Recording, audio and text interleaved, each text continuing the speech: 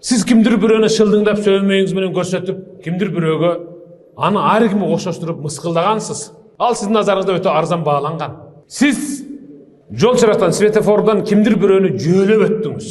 Пешеходдон өтүп бараткан адамга жол бербей аны качырып өттүңүз. Шаар ичинде бара жатып, сиздин машинаңыздан төмөнүрөөк машинаны атайын жол чекесине кысып өттүңүз. Ушулардын баары сиздин назарыңызда алар арзанга бааланган инсандар эле. Жашоодогу тасмаңызды арткага айландырсаңыз, канча ирет kimdir biröөнү арзанга баалагансыз.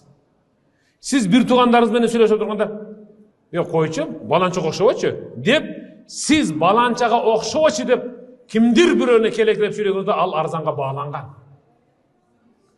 Болсоң ошончо болорсуң деп сиз дагы бирөөгө окшотуп, аны да арзанга баалагансыз. Сиздердин достордун, коллегалардын арасында kimdir biröөнү келекелеп сүйлөө адат бар. Ал силердин назарыңарда ал арзанга бааланган инсан.